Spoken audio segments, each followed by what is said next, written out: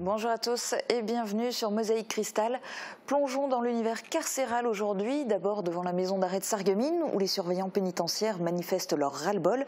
Puis en deuxième partie d'émission, on sera en immersion au cœur de la prison de Sarrebruck. Là-bas, on est loin du problème de surpopulation qu'on rencontre en France. Elle compte 600 détenus pour une capacité de 640. Un peu de douceur dans cette émission avec Sandrine. Coucou. Salut. Toi, tu vas nous emmener loin des barreaux de prison et ça fera du bien aussi. Pour le moment, on ne va pas encore derrière les barreaux, mais on va devant la porte de la maison d'arrêt de Sarreguemines. Les récents événements à Sarreguemines et à Condé-sur-Sarthe ont exacerbé la colère des surveillants pénitentiaires. Aujourd'hui, ils l'expriment. Uranie est sur place pour faire le point. Uranie, bonjour. Salut Julia. Coup de grogne filtrant ou bien blocage total de la maison d'arrêt aujourd'hui ?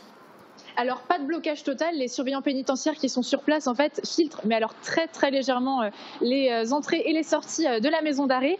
Alors c'est une mobilisation solidaire on va dire, malgré les menaces de sanctions qui pèsent sur eux de la part du ministère, des sanctions qui ont été énoncées si jamais ils refaisaient grève. Alors ils sont là depuis 6 heures ce matin, ils ont même construit un abri. Il y a également sur le secteur une autre grève, celle à la prison de Dormingen. Et d'ici quelques instants, vous pourrez découvrir quelles sont leurs revendications et quelles sont les poursuites du mouvement. Merci Uranie pour ces précisions et puis merci à Marie au cadrage. On va regarder le reportage tout à l'heure. Ça sera juste après l'actu du secteur en 60 secondes.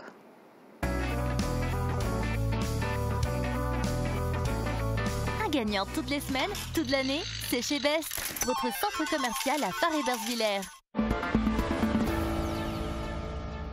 Carnaval est bel et bien terminé. Hier soir, le prince Arnaud Ier a été jugé coupable d'incitation à la débauche par le tribunal du Chahut public à Sarreguemines. Arraché des bras de Manuela Ier, il a été emprisonné par le bourreau et hué par quelques habitants venus torche à la main. Le prince a tenté à plusieurs reprises de s'échapper mais sans succès. Et c'est après un procès plus que douteux qu'il a été pendu. Le prince Simon Ier à Neufgrange a subi le même sort. La princesse Isabelle était désemparée en voyant son cher et tendre sur le banc des accusés. Il y a des traditions auxquelles on ne déroge pas et les spitzbouves du village ont le sens de la mise en scène. Cette soirée a clôturé la saison carnavalesque. Au dernier conseil municipal de Sarreguemines, les élus ont décidé de confier à l'association de pêche de la ville l'entretien des berges, la gestion piscicole et la police de la pêche pour la Blise. Première action concrète, les pêcheurs ont lâché 100 kg de truites fario du côté du Zandbank, de la piscine et du stade. Les poissons sont destinés à la pêche et au renouvellement de la population dans la Blise. Un nouveau lotissement va voir le jour dans la rue de Heulin à Petit-Réderchin. Les 32 terrains qui s'étendent sur 3 hectares vont être viabilisés. Les travaux devraient débuter vers le mois de mai. Les terrains seront commercialisés à la fin de l'année.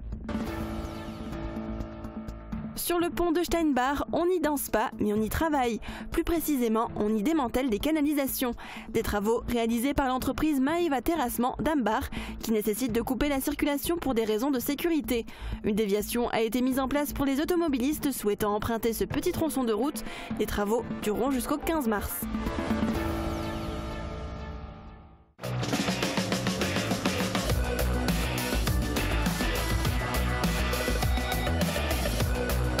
Roulez malin, prenez les transports en commun avec Cabus.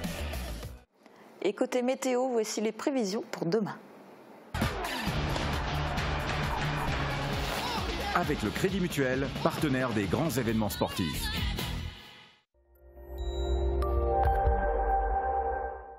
La matinée débutera assez fraîche avec des minimales allant de 4 à 5 degrés sous un ciel chargé. Le temps restera sec le matin, mais les averses seront au programme de l'après-midi. Les températures maximales iront de 9 à 12 degrés. Et demain, nous serons le vendredi 8 mars, nous fêtons les Humphrey. Le soleil nous accompagnera de 6h58 à 18h25. Et la photo du jour a été prise par Norbert Schneider. Il a croisé un joli petit hérisson dans le coin de Val-d'Ouz. De quoi nous rappeler les belles journée ensoleillée. Un grand merci à lui pour cette photo et si vous aussi vous voulez nous en envoyer, écrivez-nous par mail à l'adresse qui s'affiche en bas de votre écran ou sur notre page Facebook.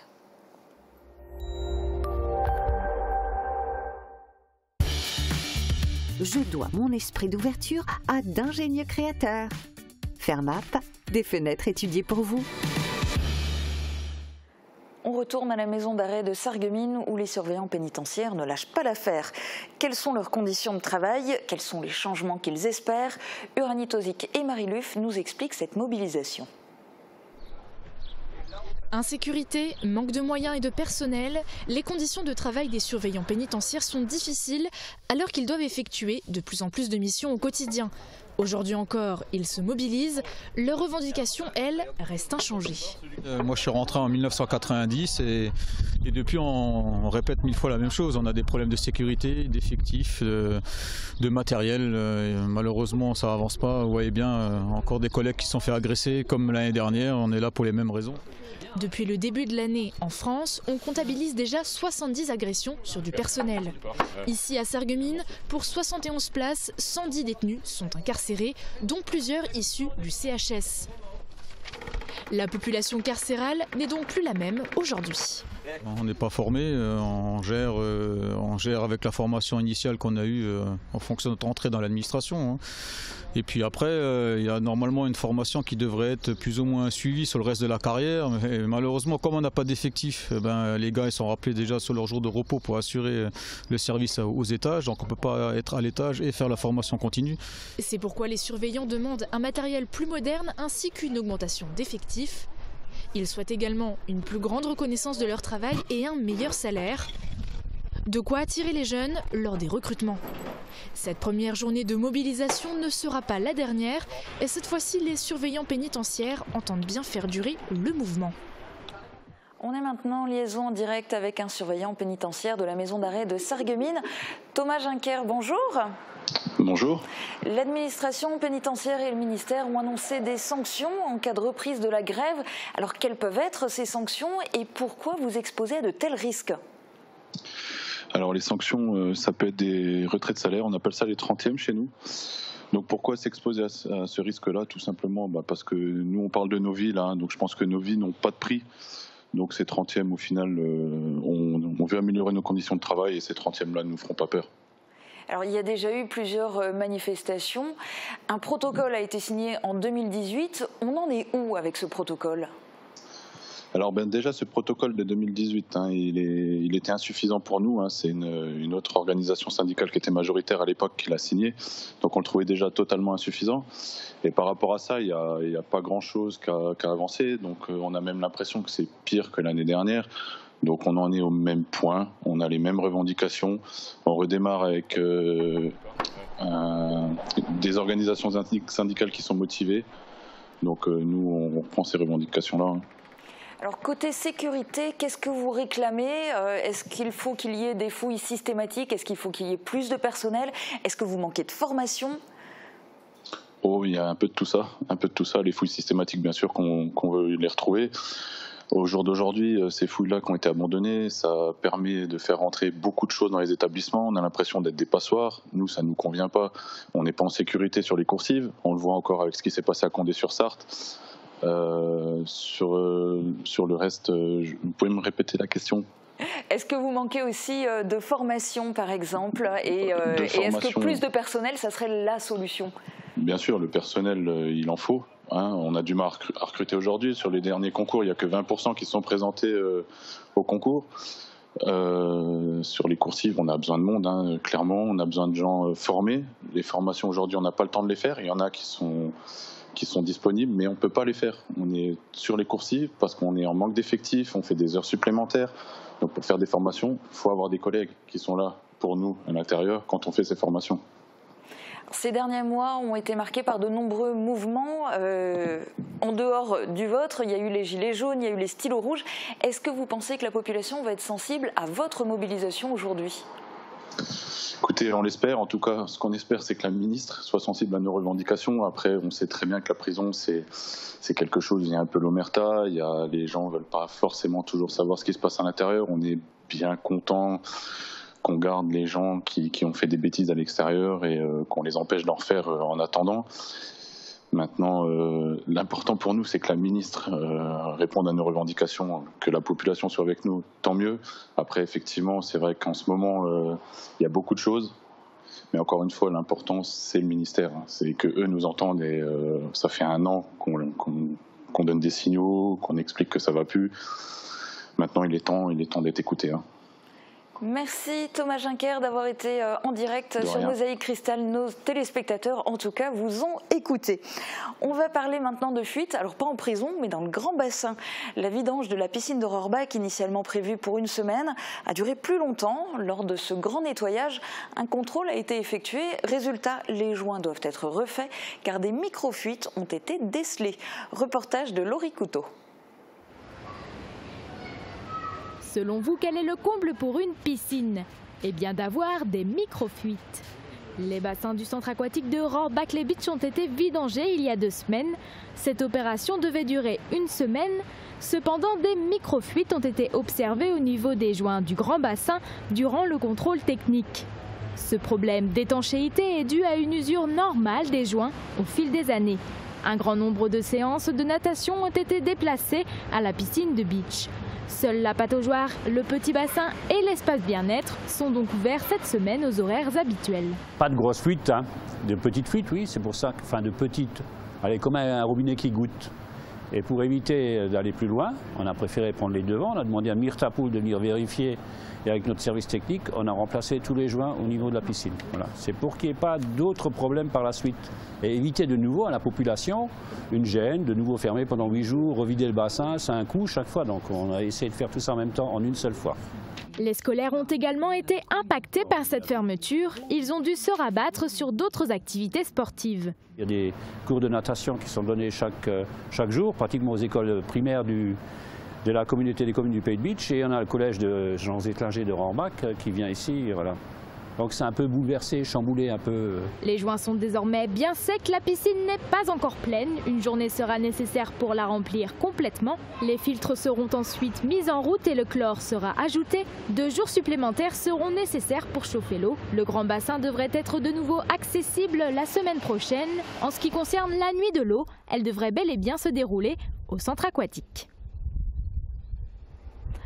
Un bus rapide pour remplacer le train entre Sarreguemines et Bitche et pourquoi pas jusqu'à Niederbronn même. C'est le projet énoncé par Paul Schaeffer, élu du Pays de Bitche et membre du collectif Une ligne de vie pour le Pays de Bitche. Hier se tenait la première réunion publique, elle a eu lieu à Wölflin.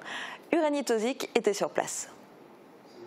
Présenter le projet, avancer des arguments convaincants et surtout offrir la possibilité aux habitants de s'exprimer. C'étaient les objectifs de la première réunion publique proposée dans le cadre du projet du bus rapide entre Bitche et Sarreguemines. Parmi les personnes présentes, le maire de Wölflin, mais très peu de citoyens. Une absence qui peut s'expliquer par le rapprochement géographique avec Sarreguemines, rendant le projet moins attrayant pour les usagers. Malgré tout, quelques intéressés ont participé et échangé avec Paul Schaeffer, porte-parole du collectif Une ligne de vie pour le Pays de Bitche. Plus rapide, plus flexible et moins cher à mettre en place. Pour Paul Schaeffer, ce bus permettrait de rester connecté au pôle d'emploi et de services du secteur. Pour lui, la question essentielle à se poser est celle de la mobilité, droit fondamental devenu nécessité sur notre territoire rural. Je me rends compte qu'il y a de plus en plus de gens qui en tout cas commencent à réfléchir à la question, ce qui est quand même relativement nouveau. Puisque jusqu'à maintenant on parlait d'autres projets touristiques ou de loisirs, alors que la question qui se pose lorsque une voie de chemin de fer ferme, c'est bien celle de la mobilité des populations. Alors là on est sur la recherche des partenaires, donc on est en contact avec les décideurs, la région, le conseil de développement et puis les élus. D'autres réunions publiques sont prévues à Bitche ce vendredi 8 mars, à Lemberg le 15 mars et à Rohrbach le 19. Ne plus avoir honte d'être une victime, c'est un des messages transmis par l'association SVS, Stop aux violences sexuelles, lors d'une soirée débat au Cinéma Forum. Un rendez-vous qui a été organisé à l'occasion de la diffusion en salle du film Grâce à Dieu. Reportage de Guillaume Dumonteil. Pourquoi cet homme s'occupe-t-il encore d'enfants ? Les samedis après-midi, il m'emmenait dans le local photo de la paroisse. Il me disait c'est notre secret. Je suis horrifié par ce que vous me dites. Enfin, moi, ce que j'attends, c'est une sanction de l'Église à son encontre. Le sujet de la pédophilie est pesant, mais il est nécessaire d'en parler. D'autant plus lorsque l'on en a été victime et que l'on se trouve dans un état de sidération. Et puis porter plainte, se défendre, faire appel à la justice peut être une libération pour les victimes. Elles peuvent ainsi entamer un processus de reconstruction tout en permettant aux prédateurs sexuels qui les a agressés d'être jugés et peut-être condamnés pour éviter qu'ils ne fassent du mal à d'autres personnes et pour qu'ils prennent conscience de la gravité des actes qu'il a commis. La pédophilie n'est pas le monopole de l'Église et il existe beaucoup d'autres formes de violences sexuelles. Ce sont des éléments que ces représentantes de l'association SVS ont portés à la connaissance des personnes qui ont regardé le film Grâce à Dieu et qui ont participé ensuite au débat. Une manifestation similaire aura lieu ce 8 mars avec les mêmes intervenantes au cinéma Le Paris à Forbach à partir de 19h45. On s'intéresse maintenant à notre question du jour qui porte aujourd'hui sur les animaux. Regardez. Bar à chats, à chouettes, dans les grandes villes, de nombreux bars à animaux voient le jour. Voudriez-vous en voir un ouvrir dans notre secteur? Avec quels animaux? Répondez-nous dans les commentaires. Sandrine, que pensent nos internautes de cette idée? Alors, ils sont majoritairement positifs vis-à-vis de cette idée, même si certaines personnes ont un avis plus mitigé. Rachel, par exemple, nous écrit « C'est compliqué, le fait de se faire de l'argent avec des animaux me gêne un peu. Si les gens veulent côtoyer les chats ou les chiens, ils peuvent être bénévoles à la SPA ou d'autres organismes, ça me plairait mieux. » Et Jessica pense le contraire, elle nous dit « Je suis pour un bar à chat ou à chien, ils sont tellement adorables, les pauvres, ils n'ont pas demandé à être là ou à être abandonnés, alors oui, à 100% pour nos amis les bêtes. » Alors certains ont déjà même tenté l'expérience. Dominique nous dit « Oui, je ne suis pas contre, ce serait même vraiment génial. À Strasbourg, il y a déjà un bar à chat. Boire un café et passer un après-midi avec nos amis les chats, je trouve ce projet très intéressant. » Et on a également posé la question à nos internautes dans notre story Facebook et vous avez été 57% à voter pour l'ouverture d'un bar à animaux sur notre secteur. Et il faut savoir aussi que le chat au final est connu pour être un antidépresseur pour l'homme et comme certaines personnes par exemple qui sont en appartement n'ont pas forcément la place ou ne peuvent pas forcément adopter un animal ou un chat, et bien je trouve que l'ouverture d'un bar à animal ou un bar à chat serait la solution toute trouvée pour profiter de ces petites boules de poils sans aucun inconvénient. Et ouais, et pourquoi pas. Merci beaucoup Sandrine et tout particulièrement aujourd'hui pour cette bouffée d'oxygène. Dans un instant, des images rares à l'intérieur d'une prison, celle de Sarrebruck. À tout de suite.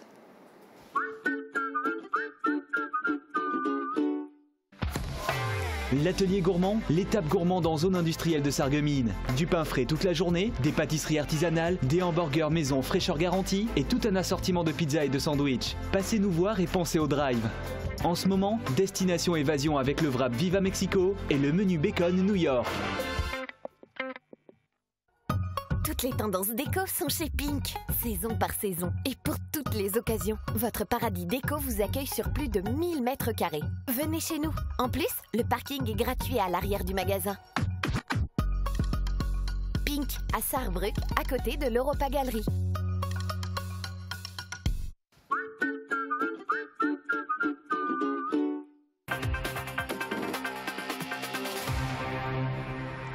Surpopulation, violence, radicalisation, les prisons françaises se heurtent à de nombreux problèmes. Qu'en est-il de l'autre côté de la frontière? La prison de Sarrebruck héberge uniquement des hommes, 600 détenus pour une capacité de 640 personnes. On est bien loin de la surpopulation carcérale dans les prisons françaises. À Sarrebruck, 30% des prisonniers sont des étrangers. Ils représentent une cinquantaine de nationalités. Parmi eux, 13 Français incarcérés à Sarrebruck parce qu'ils ont commis leur délit sur le territoire allemand. La prison de Sarrebruck, construite en 1907, a laissé entrer la caméra de Mosaïque Cristal derrière les barreaux. À quoi ressemble la vie en détention en Sarre? Reportage. Le matin, à 7h, je vais travailler au garage jusqu'à 3h30. Après, on sort dans la cour, temps libre. Ensuite, on prend une douche, on mange et on retourne dans sa cellule, enfermé. Télévision, lecture, il faut trouver des idées pour occuper sa journée jusqu'au lendemain matin. En Sarre, chaque détenu a droit à une cellule individuelle. Toutefois, ceux qui le souhaitent peuvent la partager à 2. Jamais à 3, pour essayer d'éviter les conflits. Gewalt und Gefängnis ist immer ein Thema, auch bei uns natürlich, vor allem Gewalt unter den Gefangenen untereinander. Violence et prison riment l'une avec l'autre ici aussi, surtout la violence entre détenus. Nous devons créer une atmosphère de non-violence. Néanmoins, il arrive qu'il y ait quelques bousculades, mais ça reste du domaine du normal et du prévisible. Pour être honnête, je dois admettre que nous devons aussi empêcher la violence qui se produit dans notre dos, sans que nous nous en rendions compte. Nous en sommes tout à fait conscients.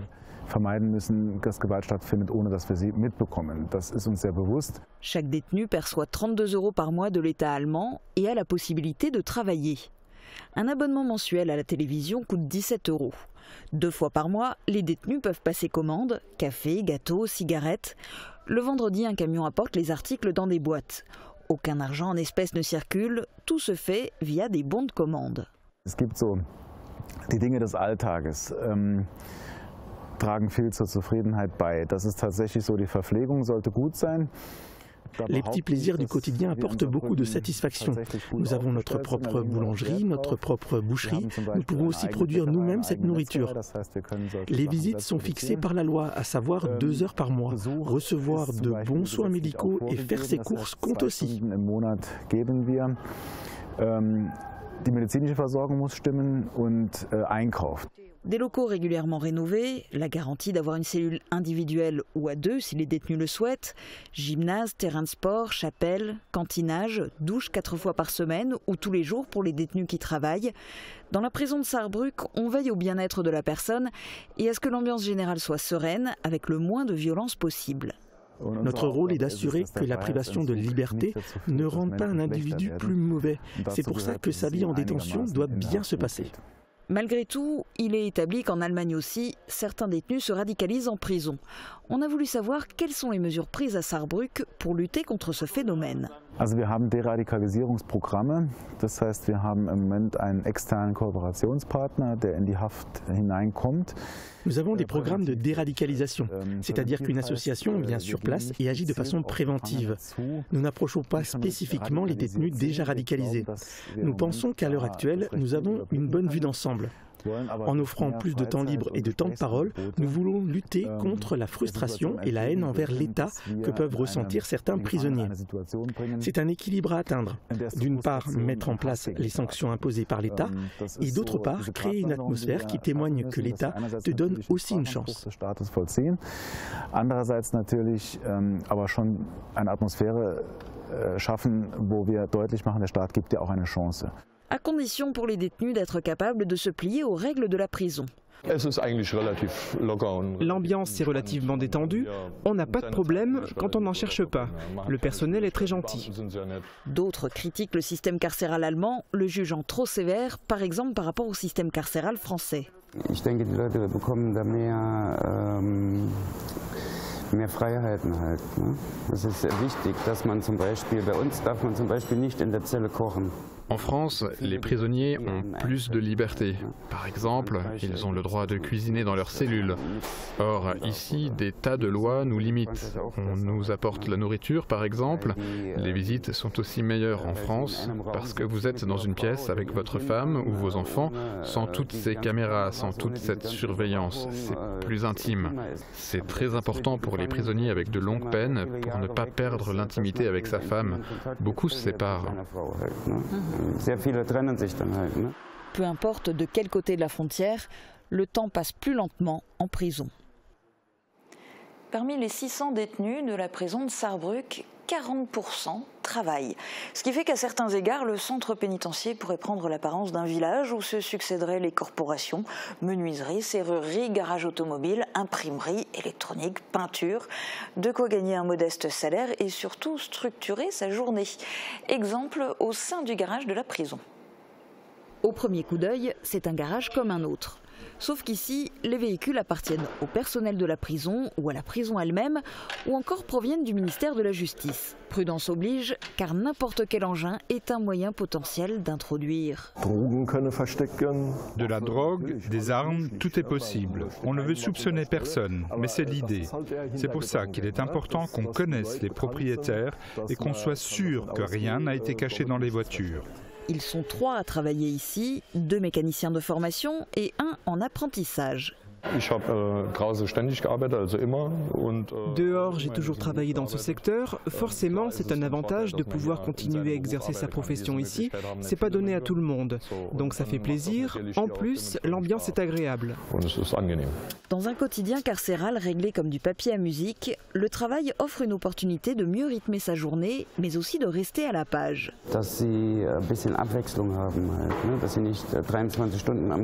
C'est bien de travailler pour casser la routine, ne pas rester enfermé 23 heures par jour. Ça permet d'avoir des contacts. J'ai appris ce métier il y a longtemps. Depuis, les véhicules ont beaucoup évolué, que ce soit sur le plan de la mécanique, de la technologie, de l'électronique. On a ici la possibilité de continuer à se former. Travailler en prison permet de mettre du beurre dans les épinards. Les détenus touchent un salaire de 300 à 400 euros par mois.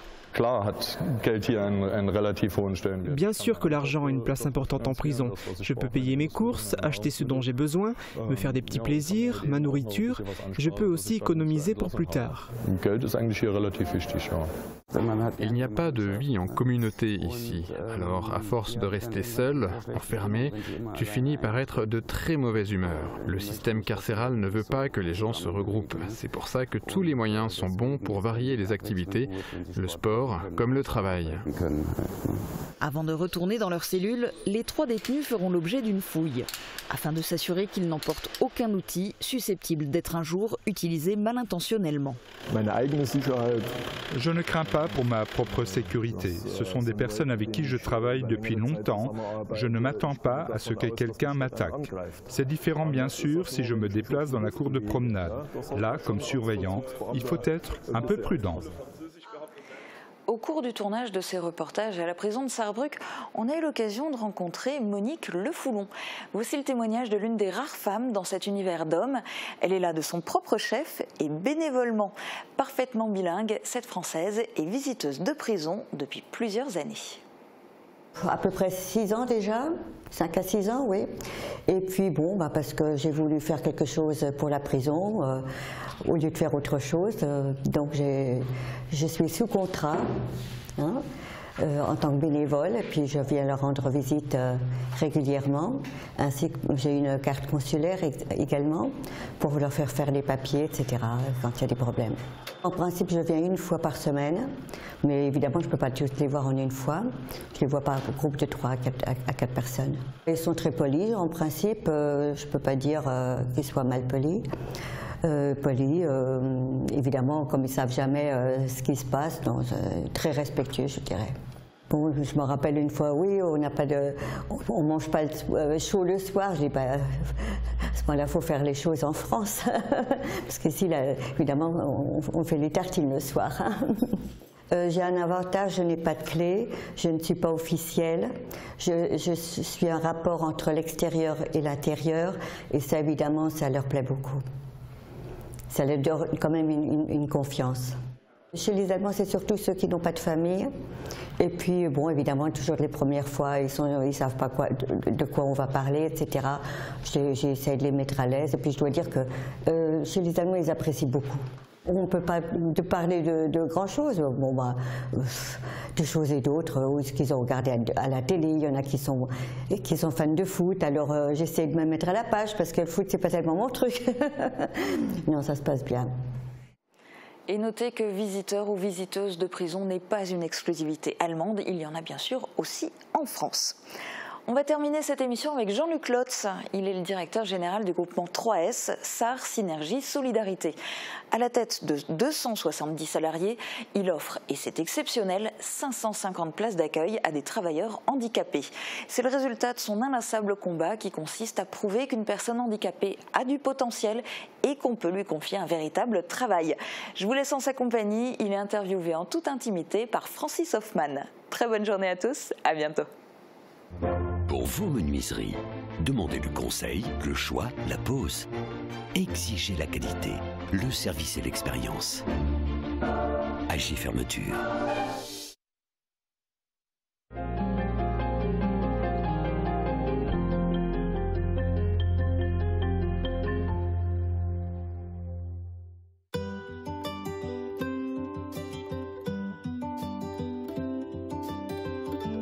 Par rapport à mon travail, je dirais que je suis quelqu'un de très optimiste et en même temps, je suis très perspicace et opiniâtre dans mes actions, quoi.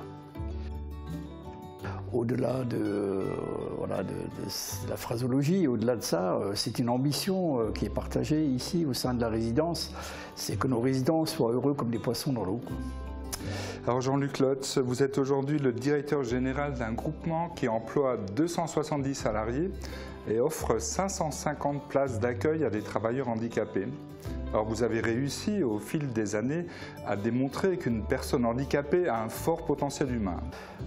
Potentiel humain et un fort potentiel effectivement d'intégration sociale, parce que bon, effectivement c'est ce qui est au cœur de nos actions, c'est toujours de favoriser un maximum d'autonomie pour parfaire une intégration sociale.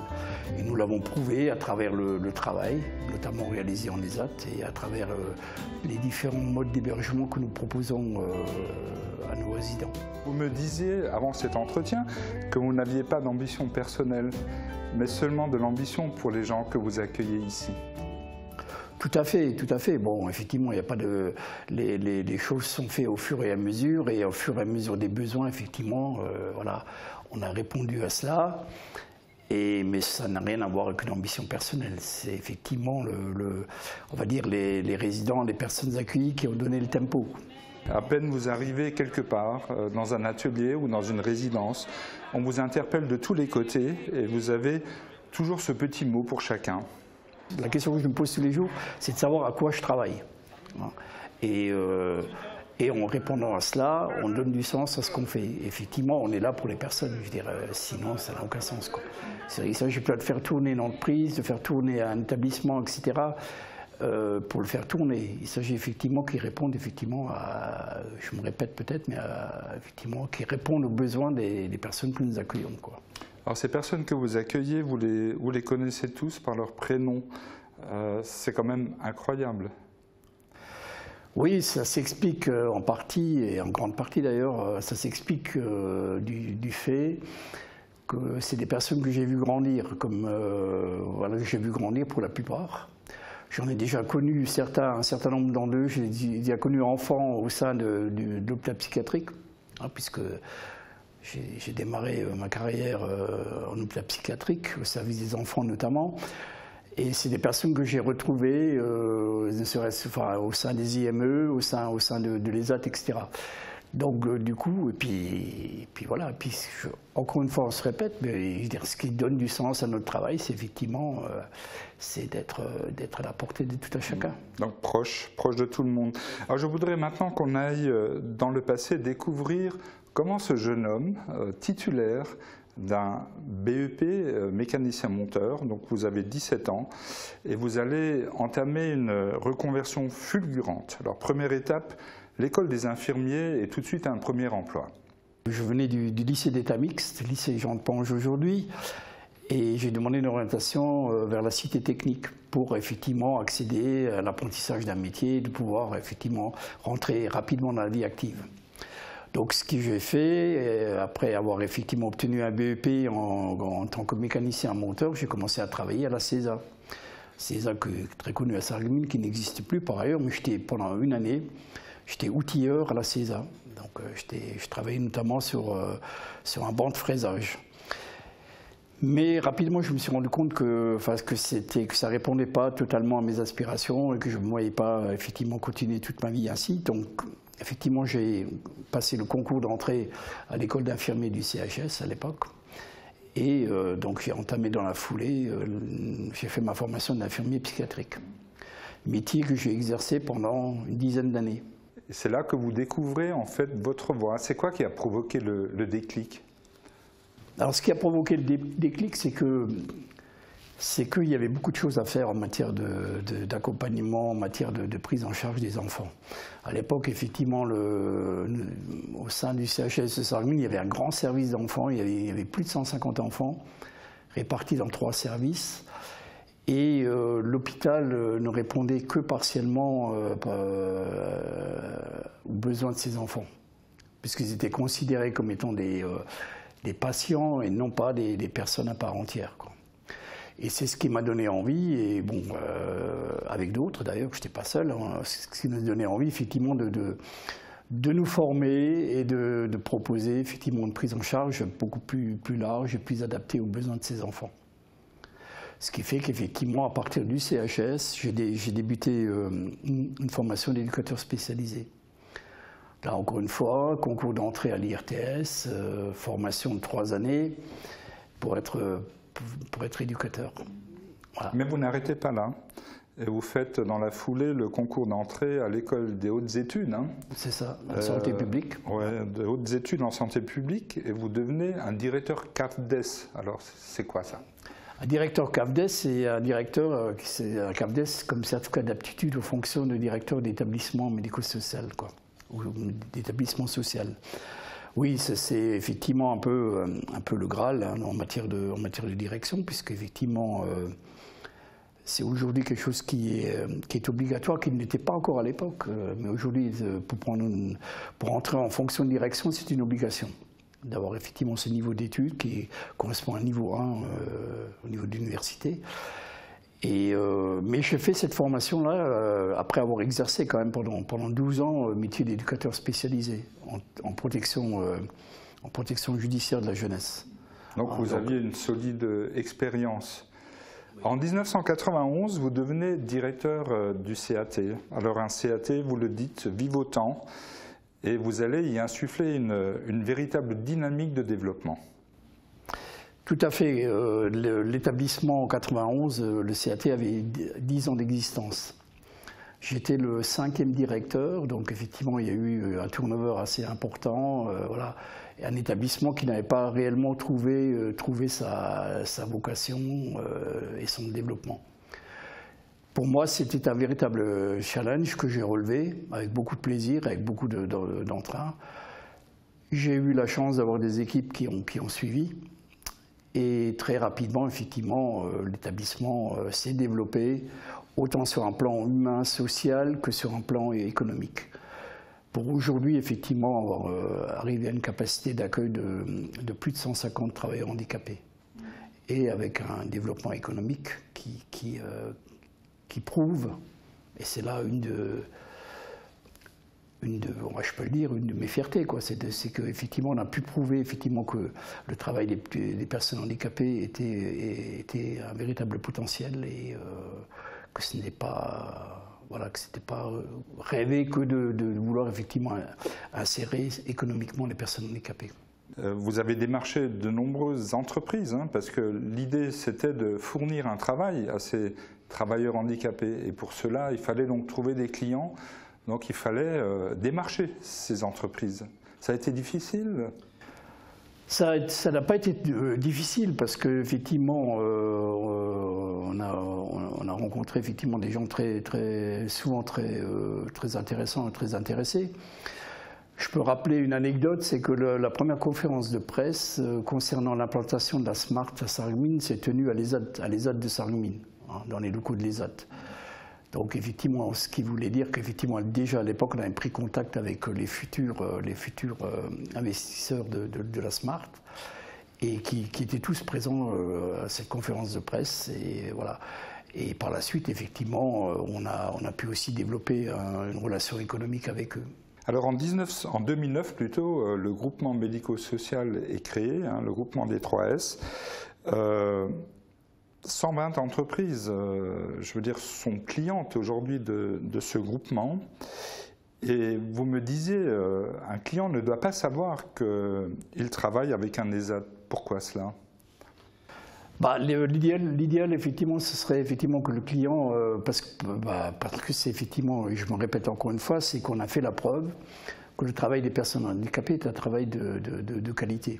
Et je l'ai toujours dit, si à la limite le client ne sait pas que nous travaillons avec des personnes handicapées, c'est tant mieux, quoi. C'est qu'on a vraiment réussi et abouti effectivement la conception qu'on a de l'intégration, quoi. Alors vous avez créé de nombreux lieux d'accueil de personnes handicapées, des lieux de vie devenus indispensables finalement au fil du temps. Le tempo, c'est les personnes elles-mêmes qui l'ont donné, quoi. Je veux dire, nous, on n'a fait que suivre, qu'on a essayé de suivre, parce que bon, effectivement, ils ont été souvent plus rapides que nous encore. Ici, on est dans une résidence où on partage une vie collective. Par contre, la demande effectivement d'un public plus jeune actuellement, ce serait plus de vivre en autonomie en appartement. Donc à nous de s'adapter et de répondre. Bonjour, bienvenue. Je m'appelle Christiane et voici ma chambre. Chaque occupant aménage l'espace à son goût avec ses propres meubles et assure l'entretien courant. Il y a une phrase à laquelle vous êtes souvent heurté, c'est « on ne peut pas faire ». C'est quelque chose qui vous a souvent sans doute énervé parce que c'est pas dans votre personnalité ça. Voilà, tout à fait, comme je disais, je suis optimiste et puis bon, je pense que rien n'est impossible, ou quasiment. Mais c'est vrai que c'était au début de ma carrière professionnelle, notamment en ESAT, où on me disait « Ah oui, mais attendez, faut pas oublier qu'on travaille avec des personnes handicapées ». Je dirais « Alors, où est le problème ?» Je dirais justement, c'était ne rien faire ou alors effectivement développer, et on a pu, et encore une fois je me répète, on a pu démontrer effectivement que la personne handicapée mentale, puisque effectivement elles sont essentiellement handicapées sur ce plan-là, elle peut effectivement accéder à des pratiques professionnelles. Ce que j'apprécie, c'est que c'est un bon boulot. On bouge bien, on varie, on fait du bois. C'est en hiver, on dégage les routes de la ville. On fait des fois en sous-traitance des petites pièces pour les avions. Et ce que j'apprécie, c'est être dans la nature. Apprécier le paysage, tondre, et toutes les entreprises qu'on fait, ils sont tous ravis de nous. Smart a décidé de fabriquer des voitures, donc ils ont embauché les personnels qui avaient le potentiel pour fabriquer des voitures, alors que nous, on accueille d'abord des personnes, et après, on se dit, voilà, qu'est-ce qu'on peut leur proposer comme travaux. Ce qui justifie effectivement et qui explique aujourd'hui effectivement ces différents métiers. Entre la restauration, la blanchisserie, les espaces verts, il n'y a aucun rapport. Mais par contre c'est important pour notre public, pour qu'on puisse avoir des postes de travail qui soient adaptés à tout le monde et à tous les niveaux. Ben là, ça va être facile pour vous, pour le grand optimiste que vous êtes. Votre plus belle réussite finalement, ça a été quoi ? En termes de réussite, je dirais, si je regardais réellement, effectivement, on a quand même, la réussite, c'est le fait qu'on a quand même créé des établissements et des services nouveaux, quoi. Je veux dire que là, ne serait-ce que sur Sarreguemines, on a un SATMO, on a un service d'accompagnement des travailleurs en milieu ouvert, on a un SAMSA, un service d'accompagnement médico-social, on a un internat au niveau un petit internat au niveau de l'IME, on a un foyer d'accueil spécialisé. Voilà, on a créé toutes ces affaires-là ont été créées en l'espace d'une vingtaine d'années, 2 décennies. Et voilà, bon, je peux dire que... De quoi être fier, Jean-Luc. Voilà. Alors, vous allez partir à la retraite là, très bientôt. Ouais. Qu'est-ce qui va vous manquer une fois que vous serez parti ? Enfin, je pense que ce qui va surtout me manquer, c'est effectivement, vous en avez parlé un peu tout à l'heure, c'est le relationnel, quoi, avec le public des personnes handicapées, quoi. Je pense qu'effectivement, parce que c'est mon quotidien, je suis en quotidien en contact avec les personnes, et je pense que s'il y a une chose qui va surtout me manquer, c'est celle-là, quoi. Ouais. Bon alors, il est de coutume dans cette émission que nous laissions le mot de la fin à notre invité. Donc s'il y avait un message de fin que vous aimeriez délivrer, c'est le moment. Message de fin, enfin oui, moi je souhaite effectivement parler de mon départ à la retraite, effectivement. Moi je souhaite effectivement que les choses, et je le souhaite ardemment, que les choses puissent continuer dans le sens que je pense avoir pu insuffler à cette affaire-là, quoi. Parce que rien n'est acquis, hein. Faut pas croire que les choses sont acquises. Ça peut être démonté très très rapidement. Je veux dire que, ne serait-ce que comme exemple, j'ai toujours défendu le travail des personnes handicapées, ce qui est en France encore un exemple unique en Europe et qui est mis en danger aujourd'hui. Parce qu'effectivement, la presse européenne n'est pas au développement du travail protégé, mais au contraire. c'est d'indemniser leur handicap, mais par contre de ne pas offrir en contrepartie une intégration professionnelle. Très bien, alors que l'esprit Jean-Luc Lotz que vous avez su insuffler ici sur ce secteur, au milieu des travailleurs handicapés, puisse se poursuivre.